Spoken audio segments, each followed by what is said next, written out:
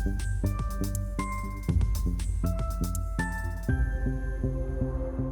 right, very excited to be here. Very excited to talk about public goods funding mechanisms for Crecimiento. What we're going to do in this session, we have a good chunk of time, so what we're going to do is I'm going to talk briefly about public goods in general, like what are public goods funding mechanisms. We're going to go through a few types of PGF mechanisms.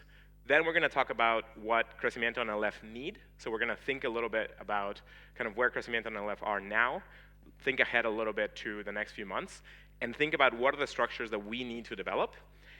And then after we do all of that, then together we're going to collaboratively figure out some of the structures that we should put in place in the short term and some of the structures that we should put in place in the long term.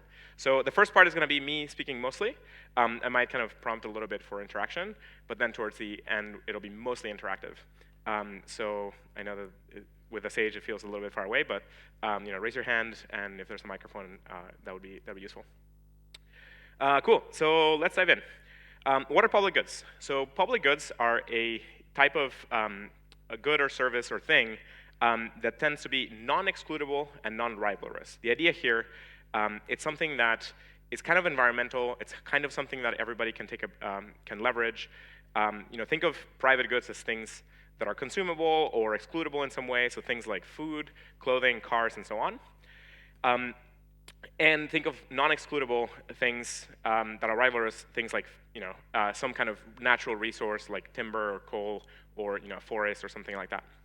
Now, if it's non-rivalrous and excludable, that could be something like a private park or a private club or something like that. Think of the Aleph hub to some extent as partly non-rivalrous but excludable, and partly fully rivalrous and excludable, right? So think of the hub itself as a club good, and maybe your individual seat in the hub as a rivalrous, excludable good.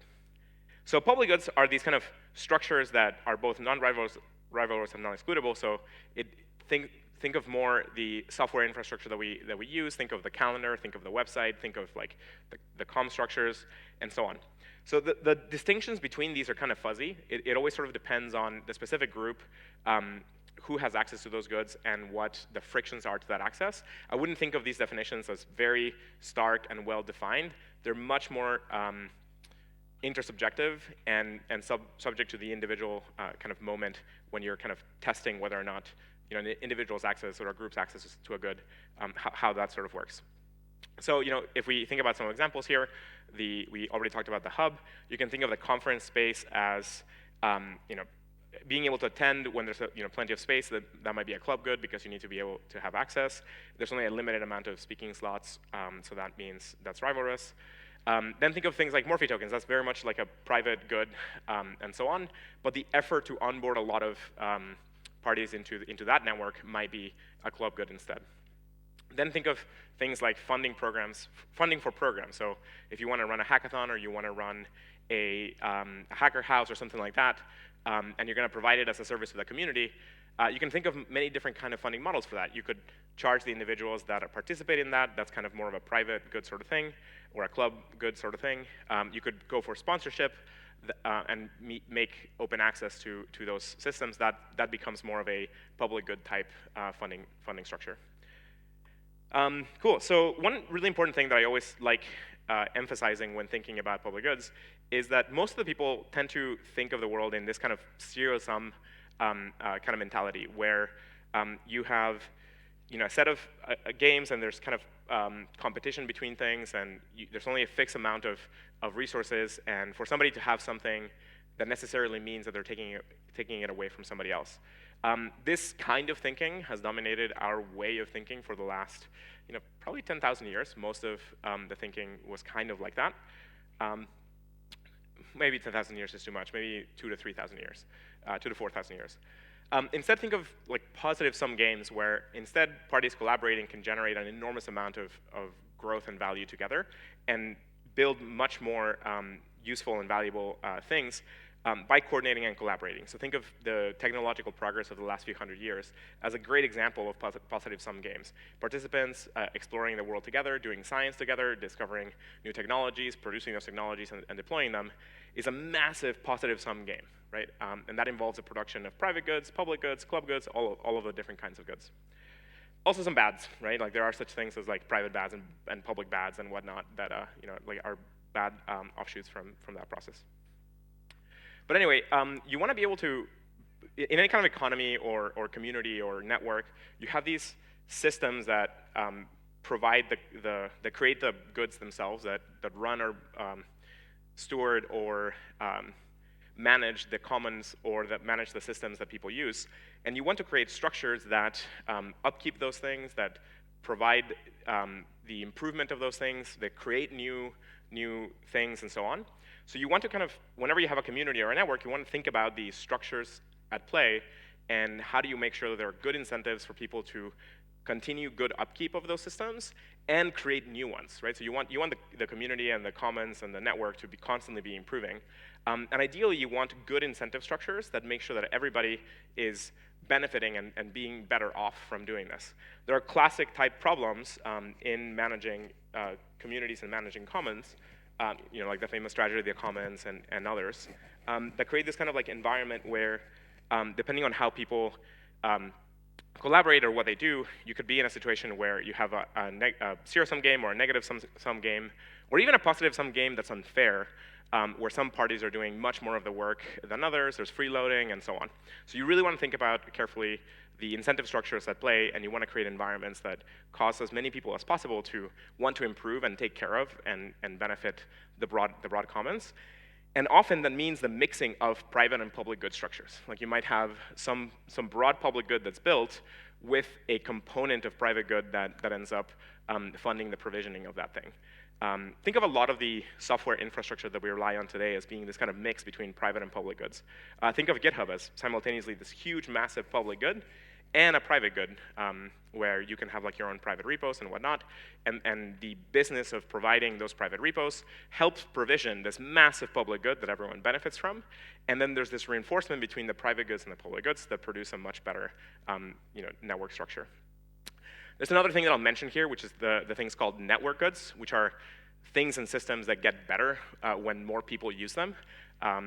That's a whole other kind of way of looking at it. I won't go too much into it, but that, I highly encourage you, if you're kind of deep into thinking about good structures and incentives and so on, to explore the idea of network goods, because those are like really cool. They're not just operating in this environment, but they have the conditions that the more people use of a thing, the better they get.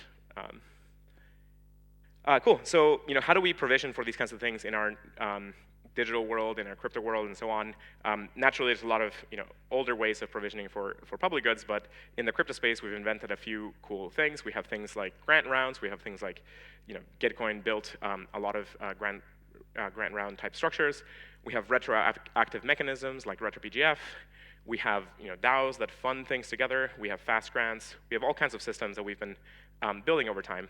There's a really cool book that I'll plug here from Kevin Iwaki and others called Greenfield, which kind of goes into, it's a really good introduction to a lot of this and kind of where these really nice illustrations come from. Cool, so that's kind of an overview on public goods. Now, and kind of a little bit into kind of the mechanisms.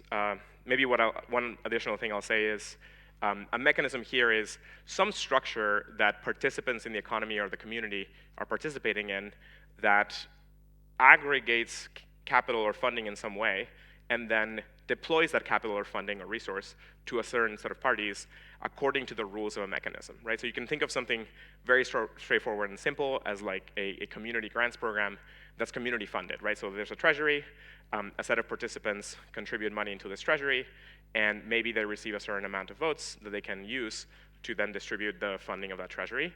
And that's a mechanism. By creating this construction, you're enabling participants to provide an inflow of capital into the shared pool, and then you're providing a way of distributing that shared capital to proposals that people come up with.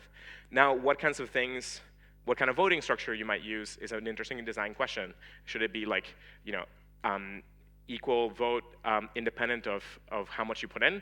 Then you end up in these kinds of bad incentives where some participants might provide a lot of value into this pool, other parties provide less, but if you share the decision space equally, then you end up in a bad spot.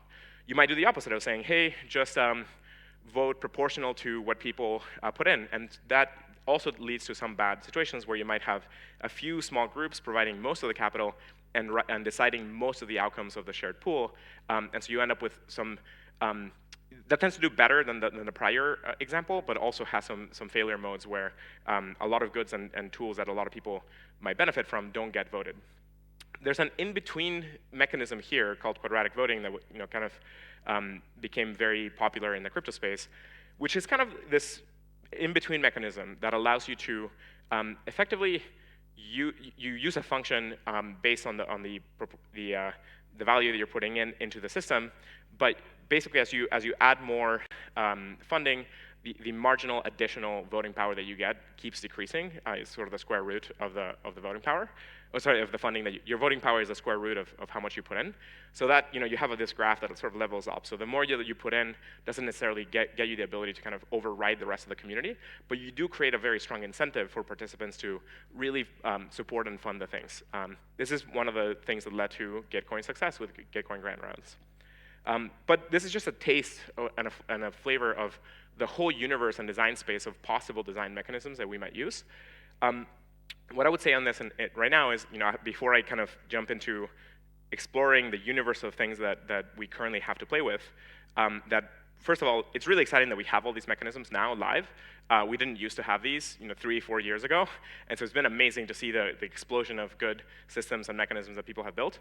So today we could be using these kinds of tools to power Crecimiento and Aleph without having to build them ourselves, which is super cool. So thanks to all the people that built them. Second, navigating this universe can take a lot of time, and so hopefully this talk can narrow down the space so you don't have to kind of spend a ton of time exploring. What we want to do is kind of learn from the best and use some things that are very simple for our community so that it doesn't turn into like a large having to onboard. If we deploy systems that are too complicated, that could lead to people not engaging with the mechanism that much because it's too confusing, too hard to use, and whatnot. So as we go into these, keep your eye out for things that are simple, things that are straightforward, things that a lot of the community know about already, right? So you can use complex systems if people already know about them and how to use them. Cool. So let's dive into some examples. I love starting with NounsDAO. NounsDAO is like a very simple, straightforward community where what they do to raise funding for a shared treasury is they sell a set of NFTs. The sales of those NFTs put the proceeds into a shared treasury, and I think every noun gets to vote on where the proceeds go. So then you have this standard DAO style structure where anybody can submit a proposal, and anybody I think anybody in the world, but it could be anybody with a noun can submit a proposal, and then other people with nouns get to vote on that proposal, and some of them get accepted or not. And one good thing about these very simple DAO proposals is they're very fast. You can submit a proposal, and you set a deadline, and either people vote yes or no on it. And so there's no kind of round structure to it. It's just very simple and straightforward. Now, some of the downsides of this is that if people are not constantly paying attention to that page, then they might miss your proposal. And so that puts the burden on you to then spread the fact that you're putting this proposal out there, which is kind of hard. So this works well for smaller, very engaged communities with maybe tens of people. And it works well for getting funding out quickly. It's kind of like a fast grants type thing. But it does not work well for very large communities where you have to trade off. If there are 50 or 100 proposals all going at the same time, how do you allocate your votes? You can't. If you say yes to all of them, maybe you don't have enough funding for all of them. And so that's where some other mechanism might be better. And that's what then ground rounds are good for that. So if you have a lot of proposals all at the same time, you can batch them all into a single round. You have a shared pool that's going to be distributed between all of those proposals, and then you can use structures like quadratic voting or others to decide how you allocate the shared treasury. And so these two mechanisms, both the grant round structure and the single DAO with proposals, are responsible for probably most of the public goods funding in the entire crypto space to date. And I think probably billions have been allocated in this way with these kinds of mechanisms, which is super cool, right? This was not the case certainly 10 years ago, even 5 years ago, I think. So this is really, really cool. It shows communities on the internet coming together, funding things together, and building the future. So here gets some more interesting mechanisms. So there's a new slew of mechanisms that use retrospective reward structures. So the grants that we described previously, these are proactive structures, meaning you create a proposal, you talk about it, you decide to fund it, then the thing gets done, and maybe you realize the impact, or maybe you don't, right? So that means the people that took the money to go and run that effort might end up with success well beyond what they described. They might kind of meet success based on what they described, or they might actually fail. And that's a very common problem in funding things. You have to incur some amount of loss because not everything that you try is going to work out. What retrofunding does is it kind of flips this on its head and basically says, you create a structure that rewards the impact that has happened already. It makes the funding decision for the groups and community that is trying to decide things much easier because all you're evaluating is what worked. Usually traditional grant programs have this very hard question of like evaluating whether a proposal is going to work out and how it's going to shake out. And so retrofunding addresses that problem by saying, no, don't worry about like having to estimate the probability of success, which is generally a hard problem. Instead, only look at what the impact has been so far, and then just allocate funding according to that, proportional. What it doesn't do is fund all the attempts. Right? There are attempts here that aren't funded directly through this mechanism. So this kind of expects a community to figure out some other way of getting the initial bootstrap funding to try something. But these kinds of mechanisms can work really well in this iterated way. Right? If you know that there's this grant round that's going to happen, this retro PGF round that's going to happen, you can bet on those outcomes. You can take the risk of doing the work, maybe because you wanted to do it anyway, and maybe you don't fully need the reward. But if you get it and the community distributes funding to you, awesome, that's even better. It enables you to do even more in the future. It also enables a group of speculators to help fund you. If there's a very large grant round, Optimism I think is deploying tens of millions of dollars now in funding this way. If you think that you have a very good shot at earning $1 million or $10 million or something like that through a round like this, it enables you to go and raise some initial funding to do the work, and then you split the results of retrofunding. So this kind of retrospective funding can couple with an investment structure to then enable you to have both the proactive and the retroactive structure. It can couple with any kind of proactive thing, right? It could also be grants. But the idea here is that retrofunding might ease the burden on the reviewers because it's much easier to assess what has had impact than try to speculate, and instead offloads the work of speculating to other parties to kind of figure that out separately. Then there's like more interesting kind of like composable tools or like network-oriented tools. And so I'll describe a few examples. So one of them is drips.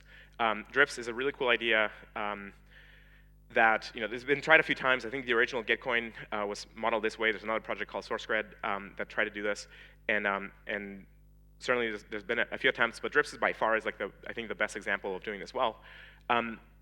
Drips is a tool that basically looks at a project and an assessment of the credit distribution associated with that project. Meaning, credit here means identifying who contributed to it, how much they contributed to it proportionally with respect to others. And that credit distribution can be used to distribute funding, right? So the classic example is a GitHub repository or something like that. You have a set of contributors. They contribute different amounts.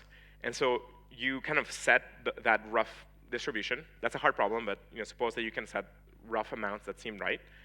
And you can now allocate funding directly that way. If that repo has dependencies that point to some other tool, you can propagate the funding recursively. So that way you can have multiple repositories in a network funding all through that network based on the credit attribution along the way, which is a super powerful tool. It means that if you build some software tool and that there's maybe 10 people that worked on contributing to that, but then you used 100 software packages, funding that tool would fund the 10 people that worked on it, plus recursively fund the other 100 packages. And we sort of run that evaluation function again and keep going down and again and again and again through the network, which is a super cool way of doing funding for goods of all sorts. I think that kind of structure is extremely powerful, and it could be a dominant way of funding things in the future. But all of this stuff is currently in its infancy. Maybe I'll describe another structure. There's a new so the venture funding world benefited tremendously from taking what used to be very large investment funds and splitting them down into smaller ones. So the VC world has thousands to millions of investors, depending on how you count. Like if you think about angels, there's like tens of millions of angels investing in all kinds of things. And there's thousands of larger VC funds. 50 years ago, there were very few parties doing this kind of investment. There were much larger single funds. And so by splitting up, into smaller funds, you got an ecosystem that's competitive, where small funds compete with each other to fund better. And the ones that are more effective than others will be both more efficient and more successful at funding the right things. And so that competitive landscape and competitive dynamic ends up producing a much more efficient capital allocation. And so VC funding also evolved this kind of layered architecture, where you have maybe pension funds funding funds of funds. Those fund like VC funds. VC funds might fund smaller seed funds, and then eventually a startup. And what those layers are doing is that you have larger pools of capital at the top, and each layer is providing some signal processing in a industry-specific way, right? So that pension fund might be investing in many different sub-funds, and those sub-funds invest in smaller and smaller and smaller. And so you get this like network effect, this network structure and network effect to distribute smaller, much more targeted amounts of funding in this competitive landscape. If you think about public goods funding and philanthropy, that doesn't work that way, right? So philanthropy tends to be an environment, or foundations and so on, where there are basically a few extremely large funders these are primarily governments and a few other parties, and maybe there's some very large foundations. And then there's kind of a huge gap, and then there's individual donors, where like individual people donate a lot of money to causes, but those individual donors tend to donate very little, and they don't tend to pool their resources. So there's a huge gap here, and that's different from the VC world. So what's going on? So in the VC world, you have a composable structure where VC has a composable structure that enables one VC fund to raise from other VC funds and so on. So you have a composable thing that gives rise to the network. And in donation funding, you don't have that at all. Like, it's not usual for a grant-making agency or a foundation to give money to another foundation or grant-making agency that's smaller and more targeted. But if you had that and you had a way of like assessing the impact, then you could benefit from the efficiency gains of creating this type of network structure. So so that kind of model, actually I have a slide for it here. I was talking to it. So you can have like these kinds of like network structures to be able to fund different types of goods in a much more scoped and much more focused way. There's some emerging mechanisms for being able to do this. I'll plug the Open Impact Foundation as one group that enables like these very narrow scoped, they call them OIF cells, that are like basically separate little foundations that are able to do very scoped funding for specific things. This is super cool way of doing things. One more that I'll mention here is hypercerts. It's a super exciting project, but definitely more complicated than the other components. Hypercerts enables the ability to sell the credit for doing some work. So that means if you go and do something like plant a tree or produce some work or produce an important result, you can sell the credit that you've done that to somebody else. And in a sense, they retroactively funded that work to happen. So the idea is like doing this hack where ideally you want to enable people in the future to fund things in the past. And so hypercerts let you do that. They sort of like let you bottle up impact and sell it in the same way that money lets you bottle up utility and sell it, right? So money is a way of exchanging utility with a common medium of exchange.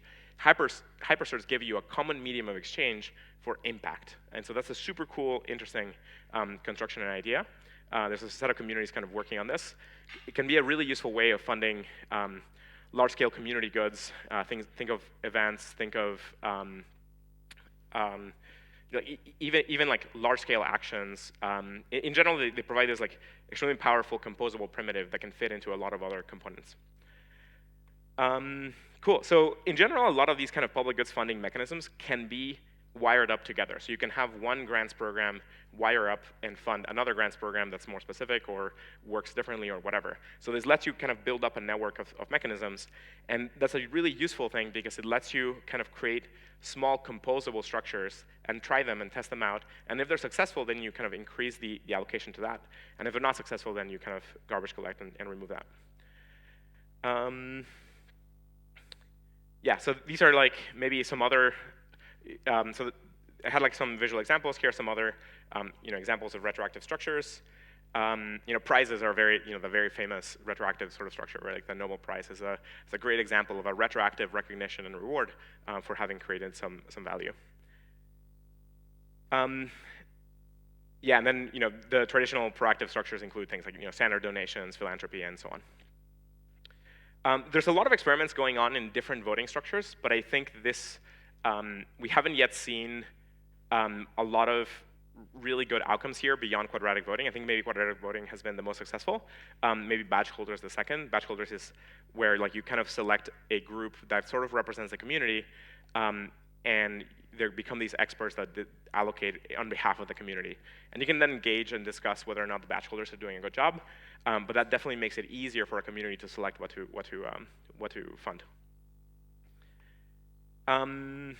Great, so that was kind of like a universe of different types of mechanisms. By no means exhaustive. I'm sure that there's a whole range of other things that people in this room know about and a whole range of other things. But at least it gives you a flavor for a lot of the different components of what are the kinds of things that we could have and what it could lead to. So let's now shift gears a little bit to talk about Crecimiento and Aleph, talking about what are the kinds of things that we might need. And then we'll kind of go back and then make this interactive and talk about what to sort of use. So we have this like very ambitious goal of like creating significant financial prosperity for millions, 2 years out. In order to get there, we're going to need a whole bunch of programs, right? Like we want to generate hundreds of startups. In order to generate hundreds of startups, we want to support like thousands of founders trying to develop that. In order to staff hundreds of startups, we're going to need like tens of thousands of people to be able to work on these things. That's going to require huge amounts of attention and programs and support. And so we need some structure that can enable us to very quickly create, fund, grow, and improve a large variety of programs, right? So this is kind of a sense of we have like a large potential mission and a large potential scope of possibility, and we want to get there we want to get there fast. And when groups of people try to do a lot of things, that tends to become inefficient and hard to schedule. So it's much easier to just create a fertile ground where a lot of different things can grow and can be tried. So think of a structure kind of like this. Santi and the Crecimiento track have been building this really cool set of diagrams around what are the kinds of programs that we might have in the Crecimiento community, in the Aleph community. And these are like some of the kinds of things that might be programs. This is also probably not exhaustive because this is focused on kind of the builder funnel. There's probably a whole bunch of other programs that aren't even reflected here. But this gives you a sense or a feel for like, hey, this community is going to have to be able to generate and support lots of different programs, and each one of these is going to require a team that's staffed and focused on it, building it, right? So that means we need to figure out some way to very efficiently allocate a lot of resources to tens of programs. So we need some set of structures where people can propose things they want to do. A community like us, the Aleph citizens, can evaluate those programs and voice their opinion on whether or not we should do them and we should support them. And leaning into public goods funding type structures can help share the signal finding of figuring out what the community wants to support. So we also kind of want to grow all of these kinds of numbers, and there's probably other KPIs in addition to these, but like think of these are the kinds of things that we want to help support. Again, of course, like the programs like this and others, but this gives you a feel for like what are the kinds of things that we want to build. Then there's all kinds of other things maybe that weren't reflected there. We want to kind of create mentorship structures, and we want to do a lot of work on legislation and government proposals and so on. We want to be able to have pop-ups and retreats and like intensives on specific industries, and we want to be able to have like investor networks, and we want to have like programs for students and whatnot. Like all of these different components and structures are going to require some way of like enabling the broad community to come up with something, spell it out to the community, and in conversation with them, like be able to get some resources to try it out and then see how it worked out. And then we have much more closer to this moment, we have a set of spaces. Like some of these spaces are going to go away after next week, but some of these spaces want to continue. So things like the hub want to be able to continue. So we have to figure out good ways of like provisioning and allocating these kinds of systems and potentially grow them over time, right? So if you fast forward maybe 6 months or 12 months, and now there's like a few hundred startups in the area, and there's maybe more buildings, and we've kind of grown and so on. If we kind of like build some community shared infrastructure for allocating these, like that could actually be pretty cool and successful. Cool, so that kind of gives you a flavor for what are the kinds of things we need. So let's maybe now, talk. Here are like some ideas. Like my quick recommendation would be, hey, we probably need some way of doing some like really fast grants where it should be really easy for anybody in the community to propose like, hey, I want to go do this. And for a set of us in the community to review that and say, yeah, that sounds good, like here's some funding, go for it. Or, hey, actually, that's a good idea, but like maybe this part like we don't quite believe is gonna work out, so like try and like improve your proposal. Or, hey, actually, this proposal and this other proposal are quite similar, so maybe you think about like whether or not you guys want to combine, or maybe it makes sense to fund two, or whatever, right? So this kind of thing could be pretty useful. In addition to that, we may want to do some kind of grant round structure where, this probably isn't needed right now because we don't have like tens of proposals, but probably next year, by the time we get to next year, we probably do want to have some kind of grant round type structure because we'll have enough things going on that we'll want to be able to apply kind of like a larger scale. One that might be interesting here is, do we need some kind of retrofunding thing? Do we want to do kind of what Optimism is doing with retrofunding and create a way of like rewarding community impact kind of after it happens? If we were to do this, we could also plug into the Optimism's RetroPGF and kind of like think of Crecimiento's RetroPGF as like plugging into the other one. Hypersys might be useful for events or for some of the work that we do, but it might be too complex to use at the moment. Now I want to hear from you guys. Like, what are some of the things that you think we should do? Of all the things that we talked about, what are the kinds of things that you think would be interesting, valuable, exciting to try out? What are you like fired up to try? What have you guys used that you have found like have worked really well and you would love to see in this community? Or actually, what would you caution against? Like if you've had like terrible experiences with some mechanism and you're like, man, like do not do that. Like all of this is like really useful to hear. Hi. So Nicholas and me, we are building something called wish list for community because all those are about giving money. But what about asking for something for signaling to future grant allocation? Because there are many proposals. Those are proposed by people who are building things, but the projects that are built to support the people who who with some needs. So a wish list or wish tree or something is the idea about signaling what is needed in the community or needed for Crecimiento. Yeah. So I don't fully understand the question. So it's about so for the other side of signaling, the allocation is signaling what is needed. Well, so we have, okay, got it. So you're wondering, how do we signal as a community what we want to fund and what to do? Yeah. Well, guess what? All of you have a passport. And so we are already onboarded into a community, and we have verifiable claims to prove that you are part of the Aleph community. And so you, as a citizen, at least get some kind of vote. There's probably some of you that are like working as staff, like working on this and building this, and so you get more of a say on like what we do.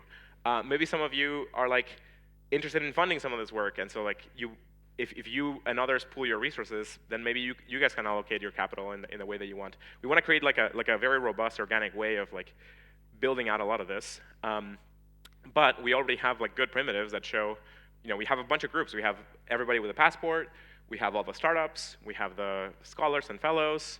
We have the partners. Like a lot of groups became partners of the movement. We have the core staff team. So we have a few of these kinds of groups that could already be used to signal. and how we use that signal is different, right? So like the signal of, say, some of the startups should apply in regards to programs that matter to the startups more than, say, the fellows and scholars. And the fellows and scholars should probably be able to vote on things that are important to them more than some other group that is some other third group. But yeah, we have some tools to be able to get signal. Yeah. And then all of it's on chain, which is sweet.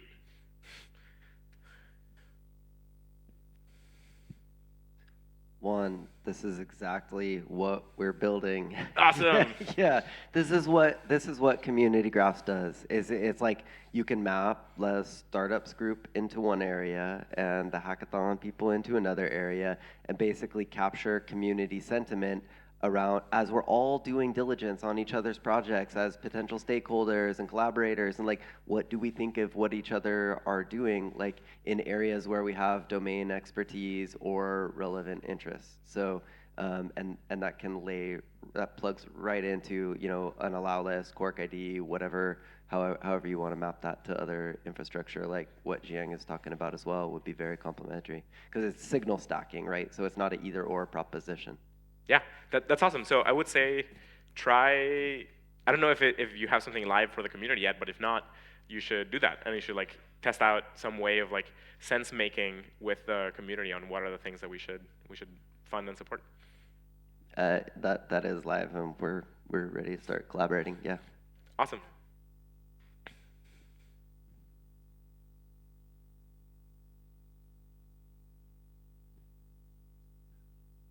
Hey, about quadratic funding, I think it works well for projects that are already running.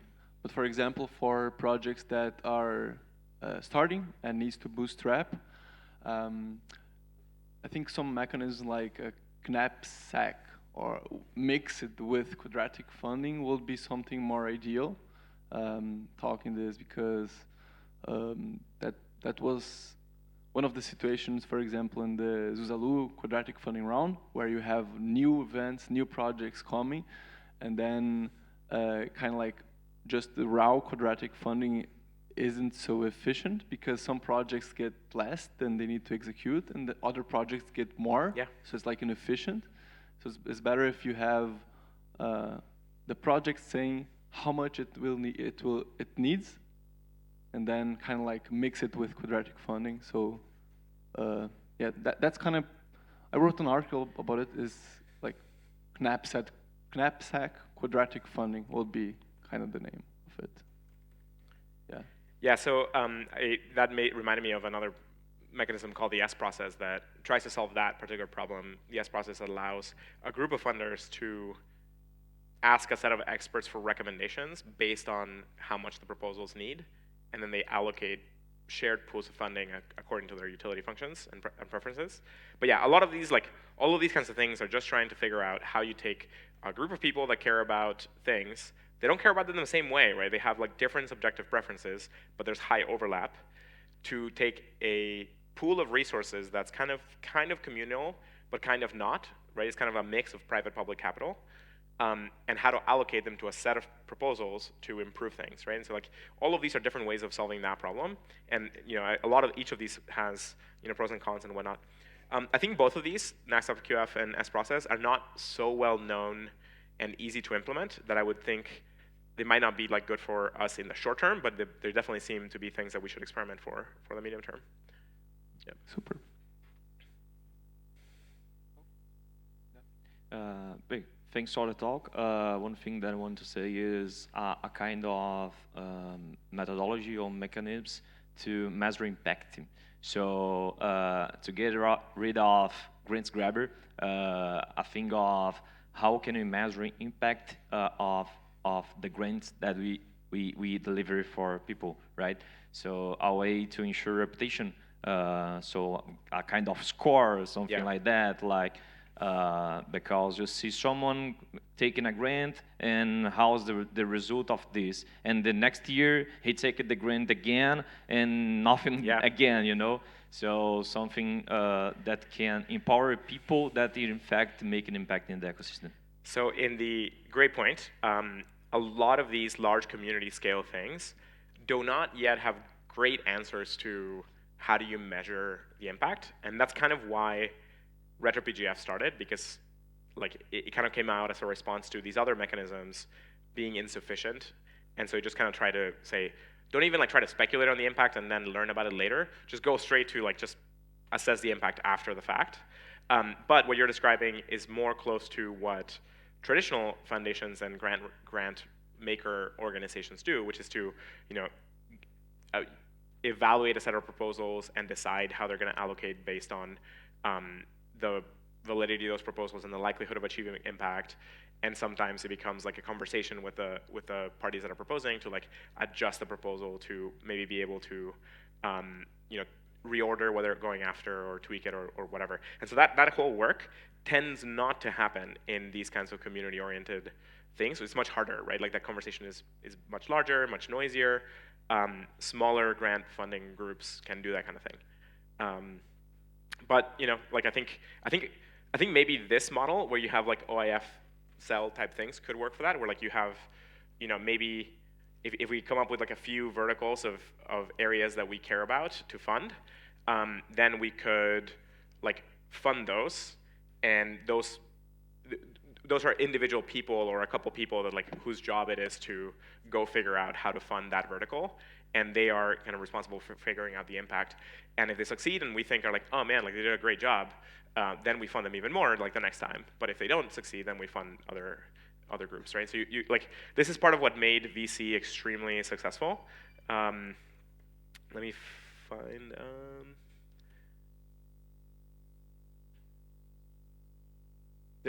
Yeah, I had like a different slide for this kind of thing.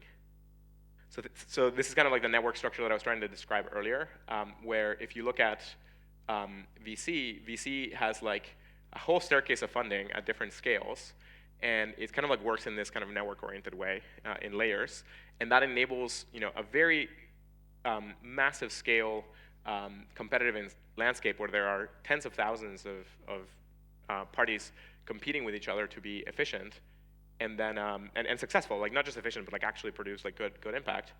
And the public goods funding landscape looks more like this, where there's a lot of individual small donors, but like very few mid to large donors. But it would be great if we can kind of build these kinds of networks. This currently does not work because it is not normalized to do downstream, a grant maker organization funding another grant maker organization and another and so on to create like this kind of network effect, or sorry, network structure. Cool. But the broad point is, any of these kinds of grant things must evaluate the impact, right? Like they must assess how well it worked out and so on to be successful. Yeah. Hi, thank you for all the information, very interesting. I am an eyewear designer. I have an eyewear store here at Palermo Viejo or Palermo Soho. And if I understood well, you said that like this pop-up concept will continue after August in that map that you showed. I joined part of this huge community of designers at Palermo, and it would be great if we could all join you or do things together. And is that possible? Yeah, totally. I mean, you should feel like you become a citizen. If you're not already a citizen, become a citizen. Get a passport. Like.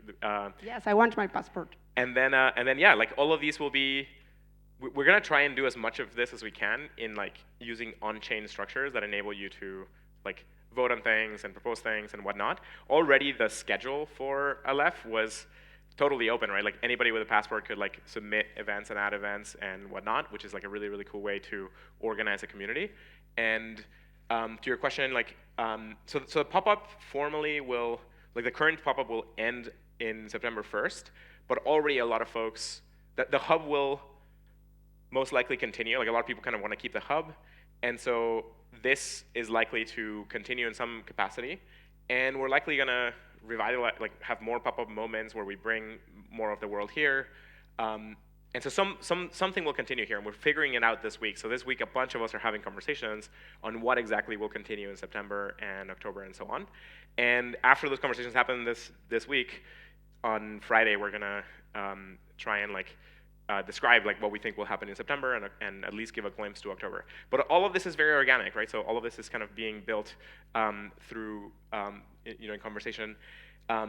I recommend joining the Telegram groups because those are where a lot of this kind of conversation is happening, and you can kind of participate on in the decision space.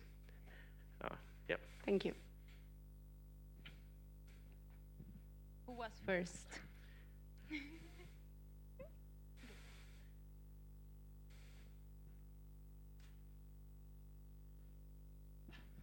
Hi, Juan. I have a question. Are you working with the government, or are you planning to work with the government, especially with everything related to the jurisdiction, tax implications, or it's something completely separate and fully decentralized?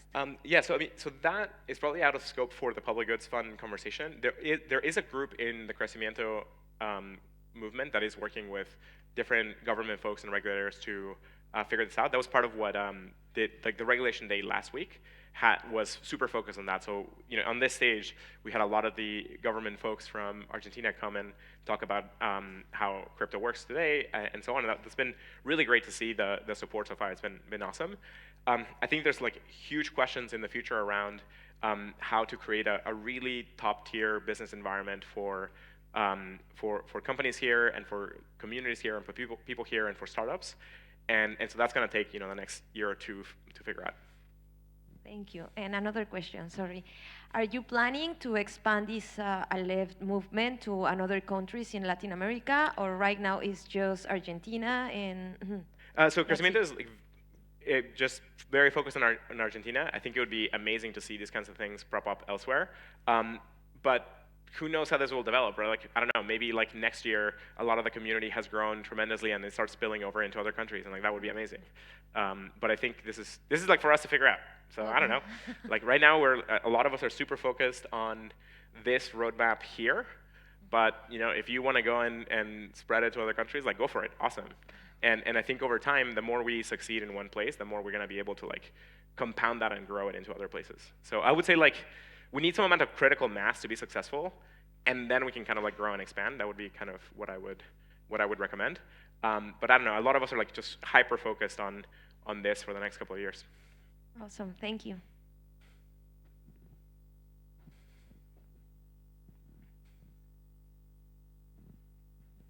Thank you. I would like to ask, I'm a huge fan of hypercerts, but I feel like they haven't been very sticky in the sense that we've also implemented them in our community, and it's been really difficult to get people to create their own hypercerts. So I want to know, what do you think needs to happen for hypercerts to scale, maybe even at an event like this? And my second question is how to get people more engaged to participate in these decisions. For example, do you think we should have any incentivization for voting in Gitcoin grants? I know there's, for example, the regen token and all that appearing. So do you think we need to create these mechanisms as well for the community to participate? Yeah, great question. So I'll take the first one, and I might need you to repeat the second one because I might forget it by the time I get there. So on the first one, and I'm trying to see if I can connect to show you the HyperCerts website. But HyperCerts are an amazing project. It's one of the things that I'm personally most excited about in terms of potential for the future. It's a super strong idea. Sorry, one second. I really want to show you the website. Come on. There we go. Cool. So do we have the, yeah, there we go. Do we have the, oh, I don't know if we have the, actually, there we go. Let's open all of the docs.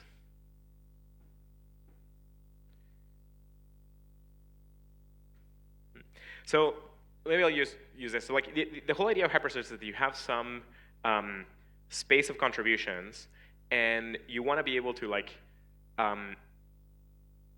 bottle the impact of that you're creating, and then be able to sell it to other parties. And so the idea there is, in the same way that money bottles utility, utility is something if I have like a glass of water or a bottle of water and I can sell it to somebody else for money, I'm like bottling the utility of that water and exchanging it for this currency, and then I can use that to like buy something else, like some food or whatever.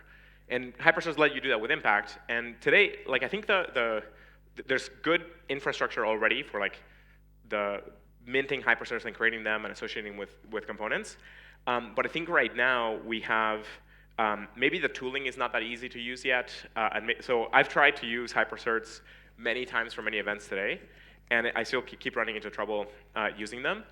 I think it's mostly a tooling thing. So honestly, I think what we're missing is just a set of people focused on making the product UX extremely good, because I think the rails that the team has built over the last year or two are pretty solid and work. Like you can mint all the pieces and you can talk about them and whatnot, but you can't yet like easily mint all of these components and so on. Like this is like not this does not produce, this does not spark joy, and so I think like that's just mostly the problem. I think hypercerts are need product-oriented love, and so I think like that's maybe the hurdle.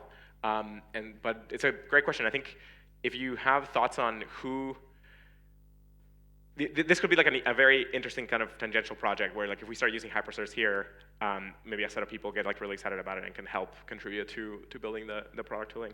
But yeah, from my perspective, though they didn't feature as much in my talk here, it's mostly because they haven't yet achieved that kind of like large scale. From my perspective, hypercerts are way more successful, or can be way more successful than a lot of the other tools, and I'm super excited about them. Yeah. I'm going to repeat the second one as well, Yeah. if that's okay. Do you think we should also create mechanisms to incentivize participations in these mechanisms as like voters, for example? So shall I be able to build up my GG round reputation for coming back every round and donating? Should I don't know, be rewarded somehow with reputation for participating in octant epochs and things like that? Yeah, totally. So look, I think the work of figuring out what to fund is work that needs to be paid for. And like provisioning goods requires like, this is kind of like, I've seen a lot of public goods mechanism conversations be like, no, how dare you pay for people like doing the work of funding public goods? Like that's bad. It's like, guys, like this is the same thing as not counting labor in the production of like any food or like whatever. Like you have to count the labor in all respects and pay for it and have some way of provisioning it. So what we're doing in the lib2p and Filecoin retro PGF programs is we're accounting that, and we're making it part of the cost of running the program. So a portion of the pool of every round is allocated to all of the participants that are helping run the thing. Or most of them. I think in the first round, I don't know if everybody that participated is getting rewards. I think Optimism already started doing this with batch holders. I don't recall. But yeah, that needs to be rewarded. I do think that today, the expertise required to cast the votes is so significant that the cost of that, like I worry about the cost of that, because that cost is massive. If you think about the time of those people and like what whatever they earn like in their day jobs or whatever, it's like enormous, sometimes bigger than some of the rounds do. However, they're doing it today because they really care about the ecosystem, they care about like doing a good job. But that's a challenge for us to solve. Like if public goods funding mechanism structures are going to work, we have to make that succeed. To maybe bring it back to an example that has worked in the past, this is why VC works this way. So the reason VC has evolved into this development is that like there's like a large competitive landscape where VCs that do a really good job at funding get massive returns. It's just that like what this entire industry is oriented towards is just predicting what will be a good cash flow for Wall Street 10, 15 years out, right? And so like the entire VC infrastructure all exists as a massive prediction market with millions of people on it, just guessing what Wall Street and other stock exchanges are gonna value 15 years from now.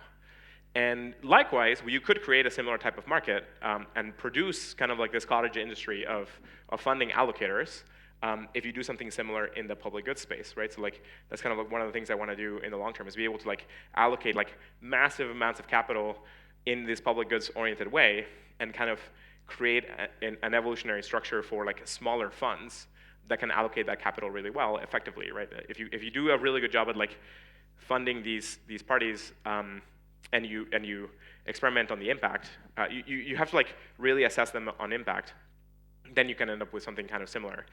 One constraint here, and I'll tie it to hypersearch for a moment. So one really neat thing about this, and part of why this works, is that this relationship is symmetric. So a VC will give money into a startup and get a piece of equity for that. This is kind of like a piece of the cap table in a sense. And so they get a piece of the future cash flows of that company. And in the future, like when the startup succeeds and maybe IPOs or whatever, or releases a dividend, they flow back money in exchange for the equity back, right?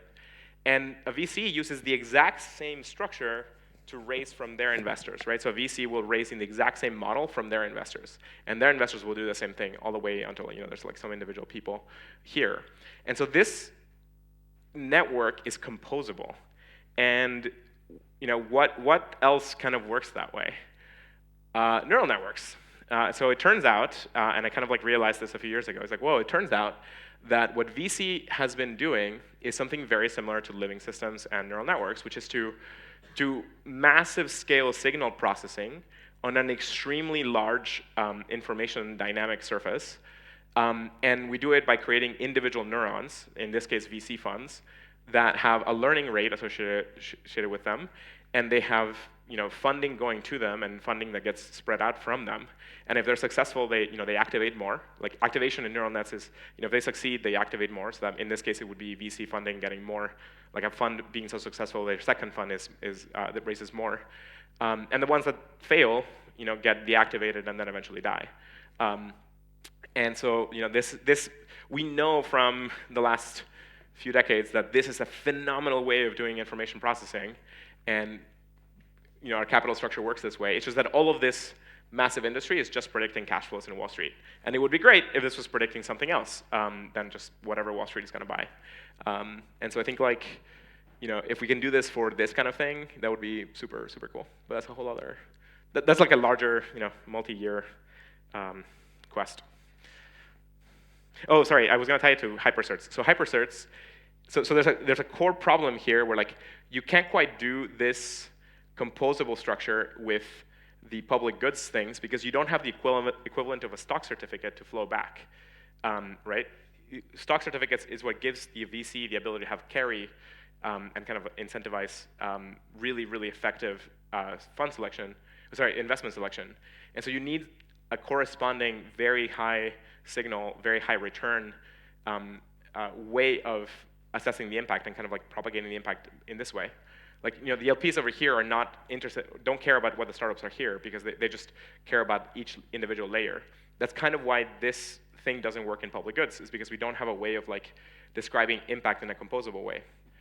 But it could be that hypercerts are the way to enable that. Sorry, that was my fault. I messed up the cable. So it could be that hypercerts might be a way to do this, where you could use hypercerts as the equivalent of the stock certificate and propagate it up and down into this kind of public good funding system. But this is mad science-y type stuff. Nobody's done this yet. I don't think the tooling is ready for this yet. So if people are interested in doing this, come talk to me, but this is a multi-year effort. We have to build the good hypercerts tooling first, and then eventually make these public good funds things. Cool. We have 35 seconds left. Last question. Yes. Thank you first for it was amazing. If Aleph wants to scale in terms of the amount of people interacting with it, and we are talking about citizens, not customers, we need to meet people where they are. And in order to do that, in order to make people to vote, they need to know what they are voting for. So we need people to feel incentivized to learn. And how do we fund the learning curve of the people so they can become qualified voters and we can create a better radical democracy at Aleph? It's a hard question. I mean, I would say that today, I do agree that you both need to, providing good mechanisms to learn is expensive. That costs money, building schools, universities, and so on, or learning programs, that costs. I do think that today, the communities here in Argentina and the community in Aleph is super learning hungry already and is learning massively. And the bigger problem is attention. What should you learn or what should you focus on? And I do think that most of what we need is already produced out there. It's just a matter of curation and focus. And some of the things that are here, like mentorship programs or conversations and meetups and whatnot, research forums, workshops, this kind of stuff will serve the function of that curation and attention focusing. So I would really think of like structuring these things and supporting them. Maybe like fellowships are a good example of that. I don't know that, I think if you're talking more at a global scale of like just supporting universities at large, I think we're not quite at that stage yet. Like we got to focus on building and growing Crecimiento and Aleph first, and then maybe this will translate into broader success in the Argentinian economy, and then that'll be just kind of like a different funding structure. I do think today traditional school programs have not adapted to what the internet and software have done, and so you have massive bloat and inefficiency in the old traditional learning systems that has not readjusted relative to where things are now. Like today, like I just see it time and time again, just more and more people are like circumventing and skipping like high school and college and like very advanced training programs, learning everything that they need directly online, and learning at a really high quality. What we're lacking is good structures and cohorted systems to guide those people. And ideally, like to take the university system and kind of adjust it to like the post-internet world. It just kind of hasn't quite happened, and this is kind of an unfortunate reality about how universities are structured. Universities are built they were built like they were designed many hundreds of years ago, and so they have like a very slow changing structure to them. In part for good reason. You wanted universities to like house the thinking of a civilization and like do a lot of the thinking and provide a good, stable environment for thought. But that has this corresponding problem today where those universities have not adapted to the scale of change of today and how people are learning today. So it's a good time to start a new university. I don't know. I personally think things like the Teal Fellowship have been incredibly successful. Like, it's just, that was such an incredibly successful move of like showing how with like fractions of the cost, you can accelerate the learning of people massively, well beyond what like a university program does, and in a totally different sort of way. And I think there's a lot of other things like that. Yeah. Cool. I think that was a great note to end on. Thank you so much.